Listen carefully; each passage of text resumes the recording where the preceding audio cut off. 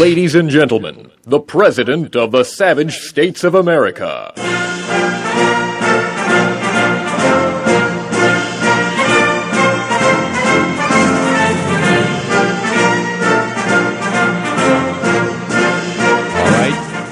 Thank you very much, members of the Savage Nation, savages and savagettes, not members of Congress, fellow Americans. The State of the Union stinks. The government has stolen power from you in many ways. Ever since this revolutionary band under Obama has seized power, they have nationalized General Motors, they have socialized health care, they have crippled the military, they are using terrorism to terrorize you. Now remember, each time the government takes power from you, your freedom dies with it.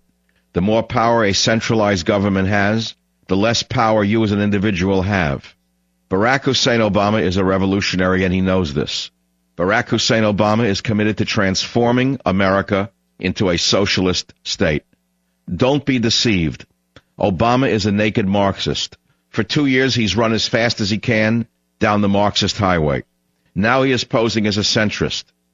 But remember this, everywhere Marxism has been tried, it has failed. But along comes our college professor president, the president of nothing really, captivated by Karl Marx, and his inner circle, who are they? Fans of Mao Zedong, the brutal dictator of China who killed 60 million Chinese.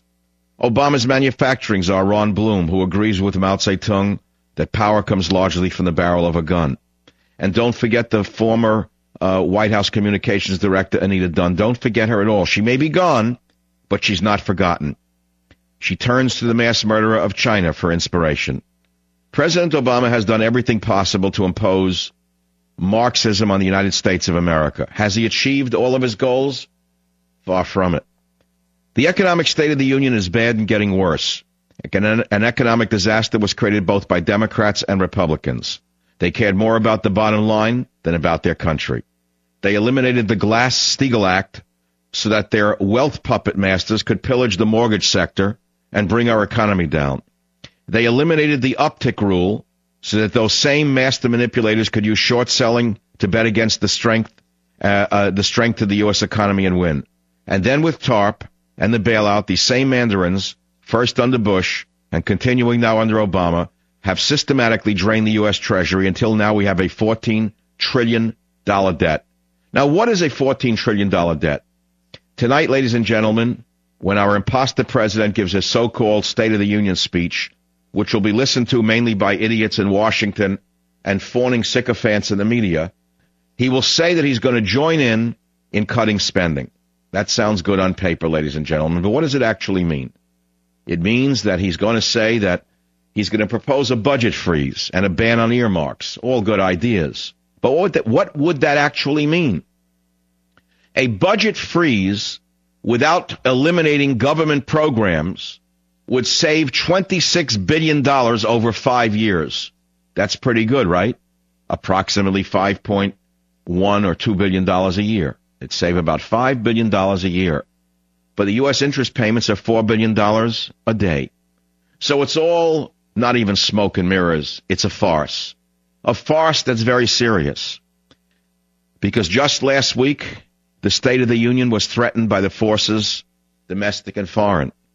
The president of China came to the United States and said that the global currency system that was once dominated by the dollar was a thing of the past. He brushed aside concerns about human rights, and Obama stood next to him and said it was because they had a different economic system than we do. And just the other day, the Islamo-fascist menace raised his head again when Muslim terrorists bombed the main airport in Moscow. And what was the response from the Department of Homeland Security in America? No comment.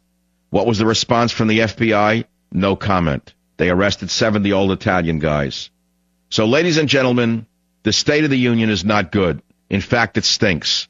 You may all rise and sit down, whatever you want to do. The phone number is 1-800-449-8255. And I have some questions for you. Later on, I will give you the Savage State of the Union Part 2, which will be a 37-point manifesto to save America. It begins with 1, English only. 2, close the borders. It ends with number 37, run the country like a business and not an empire. You will not hear one of my ideas spoken tonight by the Mandarin in the White House. This is an altered State of the Union, not a State of the Union. The media frenzy around Obama's State of the Union is now at an insane fever pitch, where the empty suits and the empty skirts get into this altered state every year, acting as if the president never gave a speech before, and each year the president says nothing important and nothing changes for the better. I myself will not be listening or watching the State of the Union when the show ends tonight. Will you? Why will I not be listening? Because it's all rubbish. In fact, the Constitution states the following. Does the Constitution of the United States of America claim that the occupant of the White House has to do this every year? Here's what it states. You decide. It says the president, quote, shall, from time to time, give to the Congress information of the State of the Union and recommend to their consideration such measures as he shall judge necessary and expedient, close quote. In the age of email, in the age of radio, in the age of television, do we still need this Pony Express speech? Should the State of the Union speech be eliminated entirely? And finally today, I'd like to ask you a question. Is Obama your president? Now, of course, he's been elected to the office. But before Obama was elected, liberals used to run around with bumper stickers saying, Bush is not my president. Liberal bastions such as Westchester County, New York, Marin County, California, Los Angeles County, many bumper stickers used to say, Bush is not my president. Do you feel the same way about Obama? Do you feel Obama is really your president? And if you have these negative feelings, what has Obama done that has most convinced you that he's not really the president of all of the United States of America? The phone number here is 1-800-449-8255. The State of the Union stinks. I'm Michael Savage. I'll be right back. Savage.